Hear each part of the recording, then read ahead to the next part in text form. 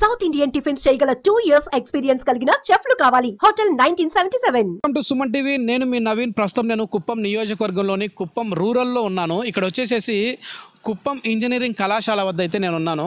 So engineering college రావడానికి ప్రధాన కారణం మాకు చంద్రబాబు గారు అని చెప్పేసి అంటా ఉన్నారు.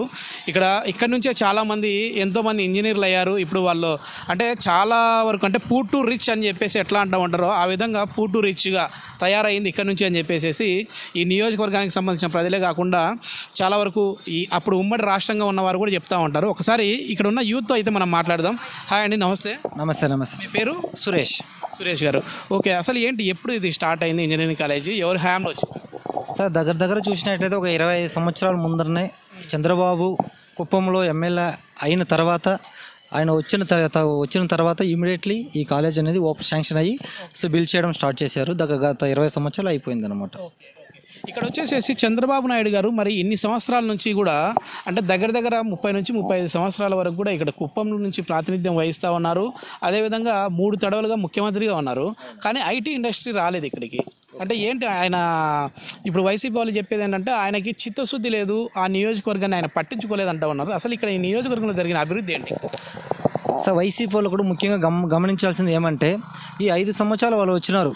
ఈరోజు అమరావతిని ఎట్లా నాశనం చేసినారో ఒకసారి మీరు ఆలోచించాలా. ఈరోజు అమరావతి డెవలప్మెంట్ అయ్యింటే ఖచ్చితంగా ఒక బెంగళూరు, ఒక హైదరాబాద్, ఒక చెన్నై లాగా ఈరోజు ఉండింటాయి. ఈరోజు మనకి రాజధాని లేకుండా చేయడం వల్లనే ఈరోజు ఐటీ పరిశ్రమలో కూడా చాలా తగ్గిపోయింది.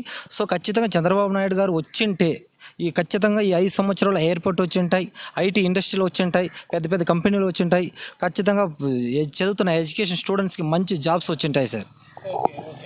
నెక్స్ట్ మరి ఆయన చెప్పే మాట ఏంటంటే 35 ఏళ్లలో నేను చేసిన అభివృద్ధి అంతా ఒక ఎత్తు అయితే ఈసారి నేను గెలిస్తే ఈ 5 ఏళ్లలోనే ఇంకా అభివృద్ధి చేస్తూ అంటా ఉన్నారు. అంటే మినీ బెంగళూరుని చేస్తూ అంటా ఉన్నారు. అదంతా నమ్మశక్యంగా ఉందా అండి? సార్ ఖచ్చితంగా ఇది నమ్మకమైన ఒక పదమే. ఎందుకంటే సో ఇటు సైడ్ చూసినట్టే 10 కిలోమీటర్లు తమిళనాడు అనమాట. ఇట్లా వెళ్తే తమిళనాడు, ఇట్లా వెళ్తే 10 కిలోమీటర్స్ కర్ణాటక. సో మన ట్రైన్లో ఎక్కినా కూడా 1 అవర్లో మనం బెంగళూరు వెళ్ళిపోతాం. అది ఇట్లా పోతే మనము ఒక 4 అవర్స్లో చెన్నై వెళ్ళిపోతాం. సో ఖచ్చితంగా ఇది ఒక సెంటర్ పాయింట్ అనమాట. తమిళనాడు పోవాలన్నా సరే, కర్ణాటక పోవాలన్నా సరే, మన ఆంధ్ర పోవాలన్నా సరే, ఇట్లా కేరళ పోవాలన్నా. దీన్ని ఐటీ హబ్గా చేస్తూ అంటా ఉన్నారు. ఐటీ హబ్గా చేసే విధంగా ఉందా అండి బాబు గారు? ఖచ్చితంగా ఉన్నది, ఖచ్చితంగా 100% ఉన్నది. ఆ నమ్మకం ఏంటి? బాబు మీదే నమ్మకం, బాబు మీదే నమ్మకం. మరి ఇన్నాళ్ళ నుంచి రాలేదు కదా ఐటీ పరిశ్రమలు? రాలేదంటే అన్ని డెవలప్మెంట్ చేసుకొని వస్తున్నారు, కొద్దిగా డెవలప్మెంట్ చేసుకొని వస్తున్నారు. లాస్ట్ 5 years నుండి ఏ డెవలప్మెంట్ లేదు ఇంతకుముందు. ఈసారి వస్తే ఖచ్చితంగా డెవలప్మెంట్ ఇంకా ముందుకు సాగుతుంది. ఇక్కడ మెడికల్ కాలేజ్ కూడా ఉన్నట్లుంది కదా సార్? మెడికల్ 100% ఉంది సార్. ఇది చూసినట్టే ఇది ఒక 20 సంవత్సరాల ముందరే వచ్చింది.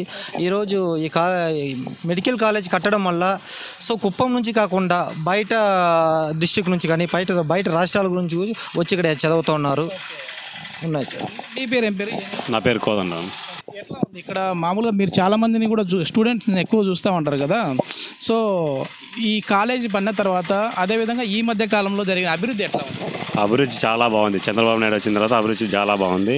ఈ కాలేజీకి అయితే కర్ణాటక నుంచి, కేరళ నుంచి, నెల్లూరు నుంచి అంతా కూడా వచ్చి ఇక్కడ చదువుకుంటా ఉన్నారు.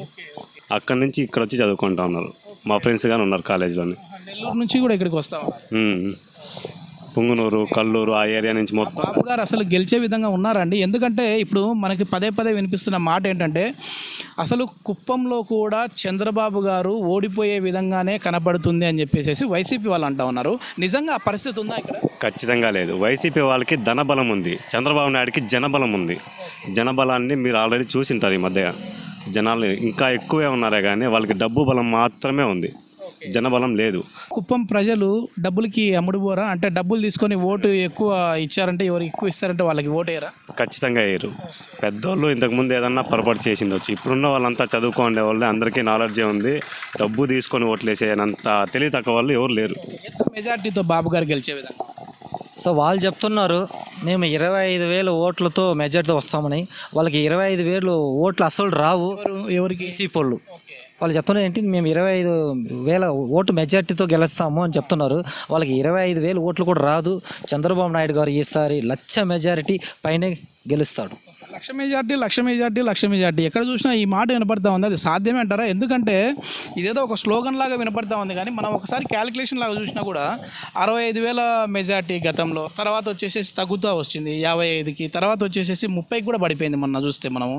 మరి ఇప్పుడు 1,00,000 అనేది సాధ్యం అంటారా? సో ఇది మనం నమ్మాలంటే 3 రోజుల క్రితం మా అమ్మగారు భువనేశ్వర్ మేడం గారు వచ్చిన రోజు దగ్గర ఒక 40,000 మంది, ఈ 40,000 మంది ఓ తలాకు ఒక 4 ఓట్స్ వేపిస్తే కూడా ఖచ్చితంగా 1,00,000 ఓటు వస్తుంది సార్. ఆ జనాన్ని చూసి కన్ఫర్మ్ చేసుకోవాలి మనం.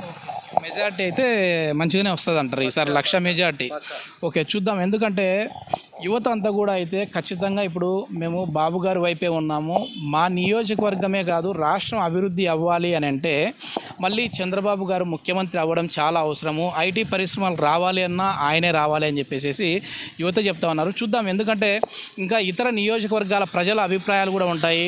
మనకు ఒక నియోజకవర్గాన్ని బట్టి మనకు డిసైడ్ అయ్యేది కాదు. 175 నియోజకవర్గాలకు గాను ఎన్ని నియోజకవర్గాల్లో టీడీపీ గెలిచే విధంగా సార్ ఈసారి ఇప్పుడు 100% ఓటింగ్లో చూసినట్లయితే వాళ్ళకి 25%, వీళ్ళకి 25% కార్యకర్తల ఓటు ఉంటాయి. సో రిమైనింగ్ 50% ఉంటాయి. రిమైనింగ్ 50%లో 10% ఓటింగ్ పోల్ కాదు, 40% ఉన్నాయి. ఈ 40% ఓటింగ్ ఎవరు అంటే government employees and student, unemployment, రైతులు, ప్రైవేట్ జాబ్ చేసేవాళ్ళు. ఈసారి వీళ్ళంతా ఎట్లా ఉన్నారంటే ప్రతి ఒక్క ఓటు వన్ సైడ్ సార్. ఖచ్చితంగా 175 వాళ్ళు చెప్పినారు, వాళ్ళ మాటలో చెప్తారు, మనం చేతుల్లో వచ్చి మే 13వ తారీఖు చెప్తాం సార్ ప్రజల ద్వారా. పోలింగ్ పర్సెంటేజ్ని బట్టి కూడా, అంటే పోలింగ్ పర్సెంటేజ్ పెరిగితే ఇక్కడ ఈయన మెజార్టీ పెరిగే విధంగా ఉంటుంది.